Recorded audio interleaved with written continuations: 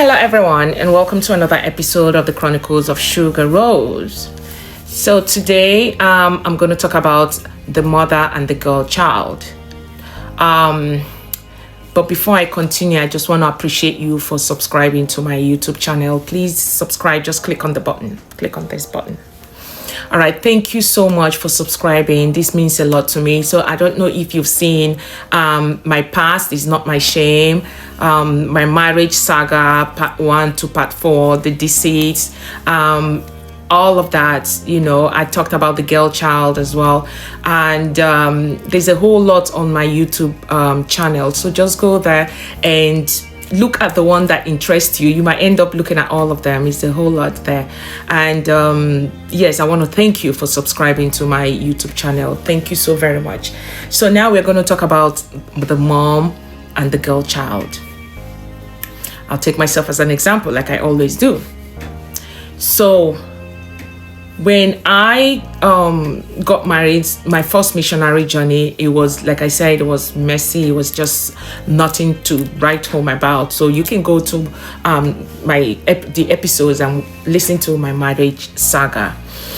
And now when I moved to the US, my mom wasn't there, you know.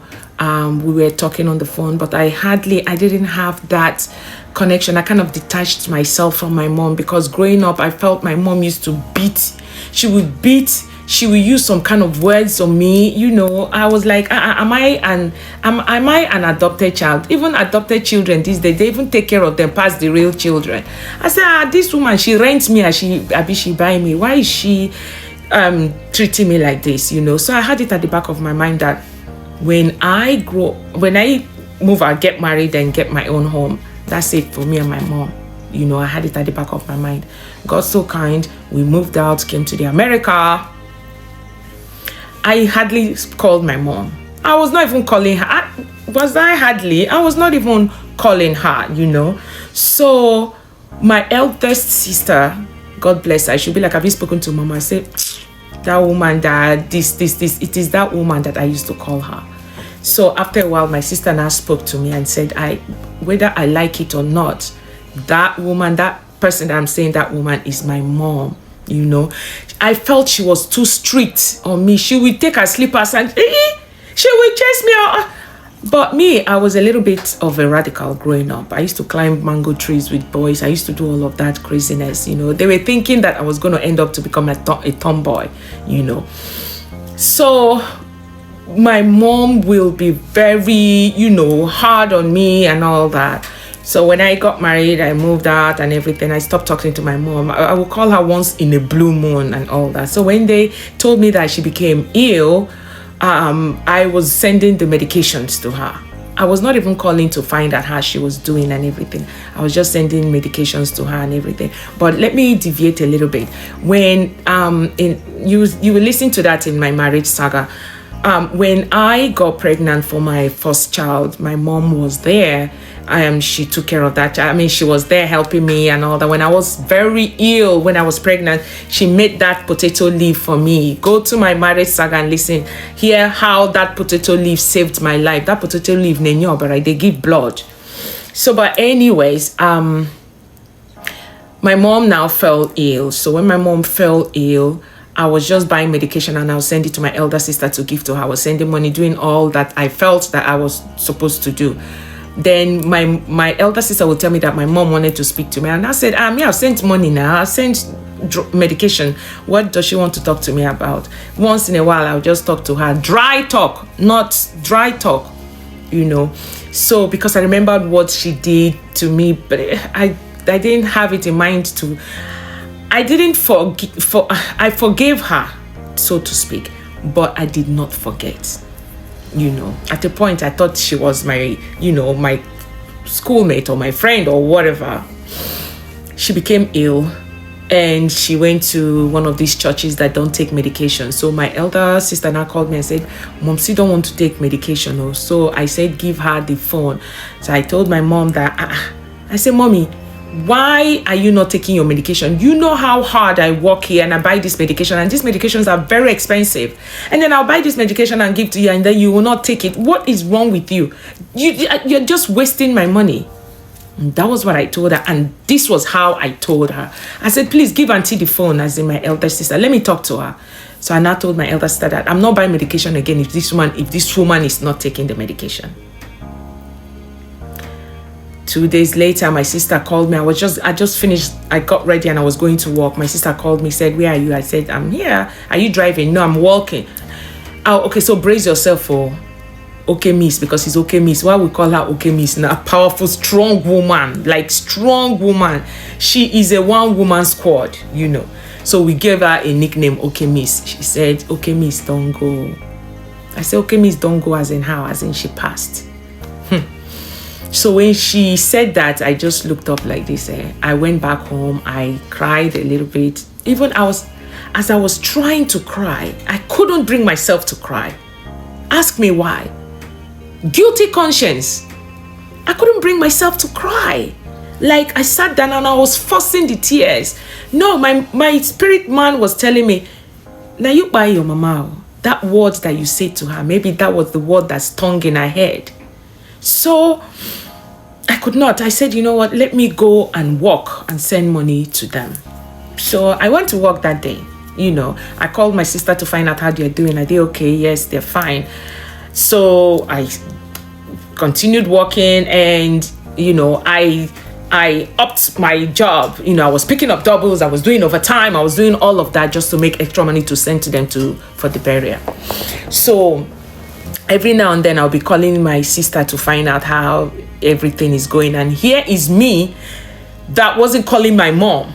But when my mom passed, I was calling them to find out about the preparation every 2 minutes. You know, they said, okay, that they want to put her in a morgue and all that stuff. And I said, which one? They told me. I said, is there another one? They said, yes. I said, put her in the best. When sorry, I don't want to cry. I just want to.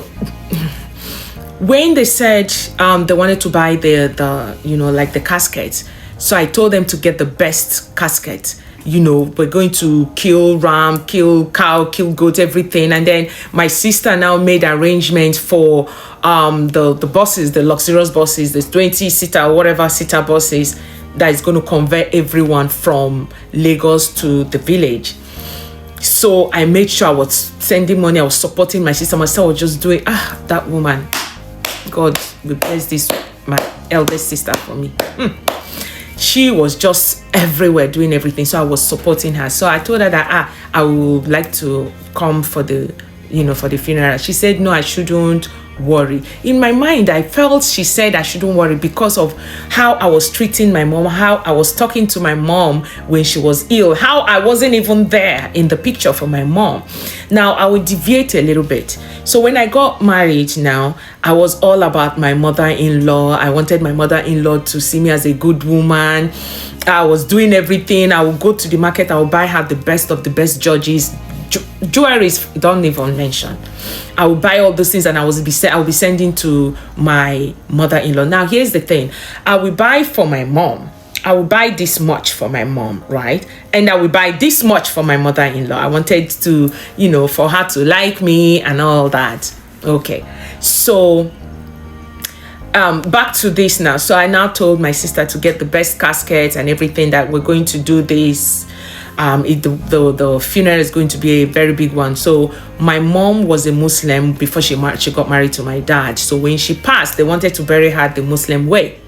And my dad was pleading with them that no, she should be buried in the Christian way. They said, okay, they're going to do both. So the Christian funeral and the Muslim one. So they said they're going to, the Muslim one, they will bury her immediately. As my dad said, please. My dad begged and begged and begged. Eventually, they had to move it to 7 days. So the 7th day, so whatever we were doing, we had to gather money and everything. I said they shouldn't worry. We're going to bury her in a very, you know, very good way. Anyways, so fast forward, it was time to do the burial. Within that 7 days, all these things are going on. No. So my elder sister said no, that the time is too short, that I shouldn't travel. So I said okay. Oh my darling Rose. So my sister said for me not to bother, I shouldn't worry because the time was too short. Within 7 days they have to do the Muslim rites, and then the next week they'll do the Christian rites. But me, I wanted to be there for both of them. But my sister said I shouldn't worry, but I can send my own portion of the preparation. So me, I can be stubborn sometimes if I want to. I bought my tickets, flew down. I carried my little girl, she was 5 months old at the time, dropped her with my mother-in-law and everything. Now found my way to my sister's house. When my sister saw me, she just passed out. I said, Auntie, get up, let's go and bury my mother. So we made sure that everything was prim and proper. We made sure that we hired buses from Lagos to the village. We did all of that, and all this while, mind you, I was still not crying. I couldn't bring myself to cry. Even when they went to see Auntie Rita, my elder sister, told me to go see the casket. I was the coffin. I said we will see it later, because I could not. What am I going there to do? Me that when my mom was alive and I started walking, I was not calling her. Now let me deviate a little bit. I was trying to do Ovasabi makeup with a shot, the good girl where my ex-mother-in-law was. But my mother-in-law will call her like 3-4 times in a week, my ex-mother-in-law. But my mother, we not even call her for months, God, talking about it, I feel like puking right now. So why will I now be doing the good girl when she's alive, when she has gone to be with the Lord? Sorry, But fast forward, I traveled, went home, we did all of that. And the first week they did the Muslim rites, the second week they did the burial rites, and all this while I did not cry. One night I went to her room in the village, and from nowhere the tears started running. I did not cry. I brawled. I brawled like I was yelling. I was screaming. So everybody ran to the room, but they were trying to hold me and everything. But my elder sister said, "You should leave me alone. Leave her alone." That was what I was hearing in my head. Leave her alone. Leave her alone. And then everybody left and she closed the door. I was there. I was doing my thing. I was crying. I was hitting everything. I was saying, "Mommy, forgive me. Mommy, forgive me." I was shocked. And after a while, I stayed there and I slept. I woke up the next morning. My sister was just there for me, my elder sister.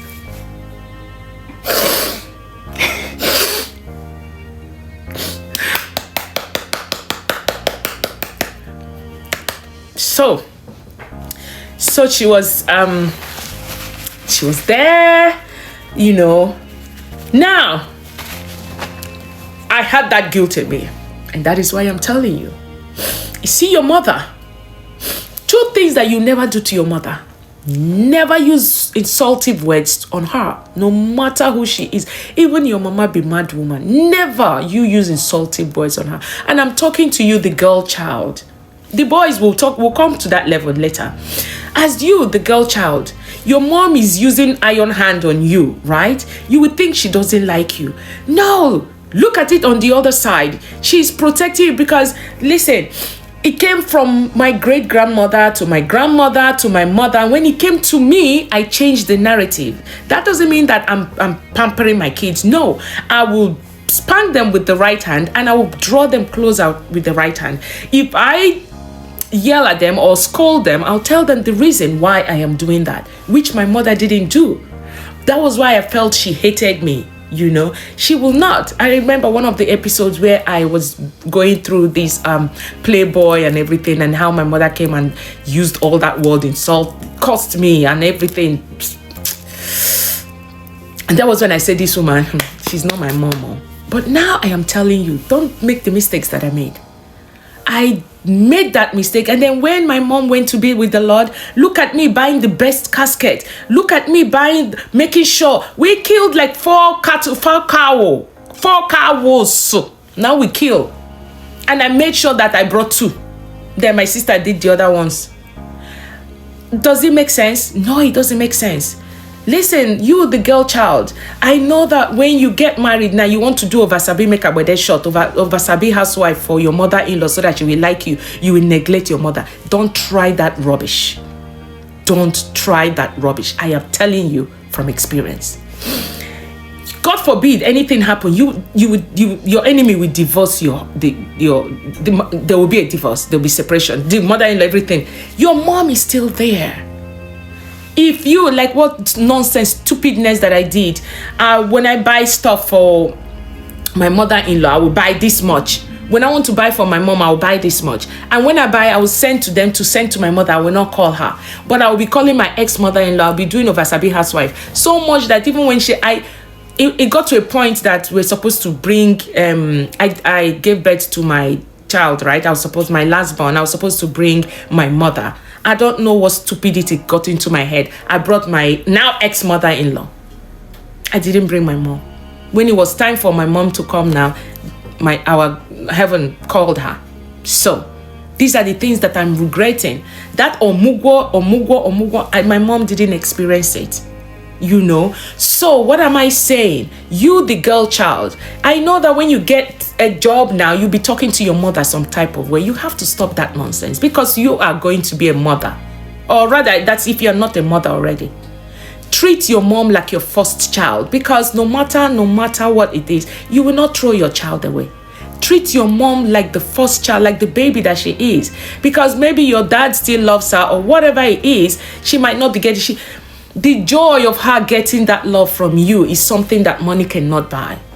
And because of that mistake that I made, I poured everything on my dad. I pampered my dad. That was why when my dad went to be with the Lord, I celebrated him because I did everything I had to do when he was alive. I spoiled that man. That man was spoiled rotten. You know, may his soul rest in peace. But my mom didn't enjoy me. So I am telling you now, learn from me. You as a girl child, respect your mother. Even the Bible says that. Respect your parents so that your days will be longer. The Bible said it. And you as a girl child, treat your mother well, because what you're doing, you're sowing a seed. You're sowing a seed. Your mom will be very harsh. Your mom, because it's not so them be all of them, all mothers in this world, they are the same. Now just skin color and country changes. They're all the same. The way she will use frying pan to be chasing you around is the way somebody else's mother from Ghana will be using frying pan to chase that child. You as the girl child, you have to be there for your mother. You have to be there for your father. You have to be there for them. It is your parents first. Listen, it is your mother before your mother-in-law. Mother-in-laws, I apologize. But it is your mother first. And now when you are getting married and your spouse don't like your mother, that is not a red flag. That is a red banner. It is now left for you to try to bring them together. But a situation where they cannot be together, my dear, you have to find a plan B. Because God forbid you can file for divorce for your spouse. You cannot file divorce for your parents, especially your mother. If for nothing's sake, remember the fact that she carried you for belle for 9 months. She would have aborted you if she wanted to. You know, she still remembers you. Now, for those people that their parents were not there when they didn't have anything growing up, and now when they can't get money, their mother can't take control, take authority. That is an exception. Now, I'm talking about reality, real life. The ones will be human beings. Please do not use saucy words on your mother. Respect your mother. Treat your mother as your first child. Because no matter what you buy for her, if she doesn't have that love, that emotional connection with you, it's as good as dead. You have to bring her closer. You have to pamper her. For those who are just getting married or who are married or who don't have kids, use your mom as the first baby. Forget all that nonsense that they say. They will get on your nerves, but love them. Because when you love them, your age, you're expanding your years. Do you understand? For all the girl child, learn from me. They say he who has ears, let him hear. True talk with Sugar Rose, oh. True talk with Sugar Rose. True talk with Sugar Rose, oh. My darling Rose.